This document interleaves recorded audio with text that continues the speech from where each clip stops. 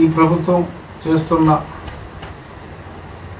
తప్పుల్ని సరిదిద్దాలనే ప్రయత్నంలో ప్రభుత్వానికి చెప్పే ప్రయత్నాన్ని మరి వాళ్ళు నియంతలుగా ఇది ప్రజాస్వామ్యంలో ఉన్నాము అన్న ఒక ప్రాథమిక సూత్రాన్ని కూడా మర్చిపోయి నియంతల్లాగా వ్యవహరించారు.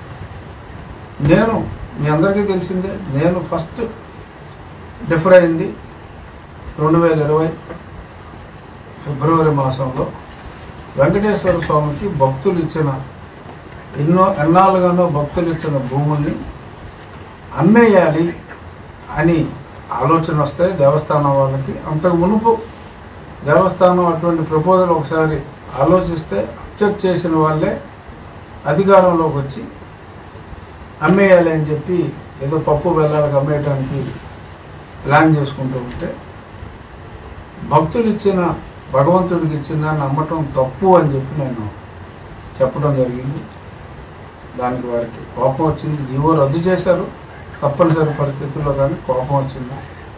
అలాగే ఇసుక మరి గతంలో తెలుగుదేశం ప్రభుత్వంలో లారీ 12,000 రూపాయలకి పెరిగితే జనం గగ్గోలు పెట్టారు. అటువంటిది 40,000 రూపాయలకు కూడా రికమెండ్ చేసినా కూడా దొరకని పరిస్థితుల్లో ఉన్నప్పుడు కార్మికులు అంటే ఒక్క మ్యాసెంటరీ కార్మికులే కాదు, మ్యాసెంటరీ అవ్వకపోతే కార్పెంటర్కి పని ఉండదు, ఎలక్ట్రీషియన్కి పని ఉండదు.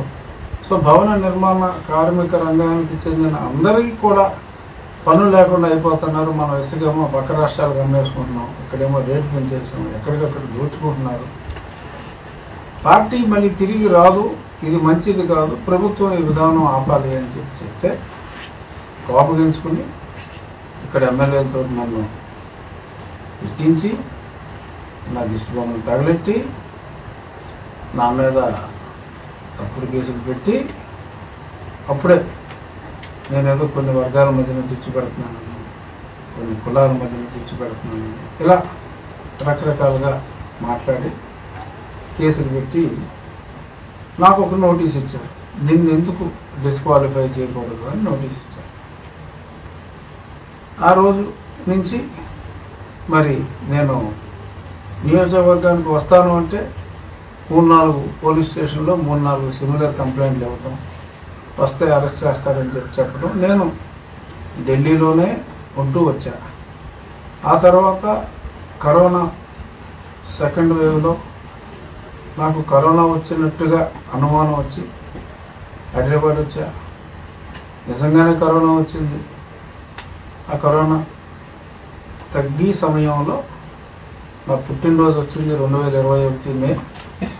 నా మీద ఒక తప్పుడు కేసు, రాజద్రోహం కేసు పెట్టి నన్ను ఇంట్లో ఉన్నవాడిని అమాంతంగా లేపుకెళ్ళి ఎటువంటి నోటీస్ ఇవ్వకుండా ఆ రోజు రాత్రి దారుణంగా కొట్టి, ఆ కొట్టి సంఘటనని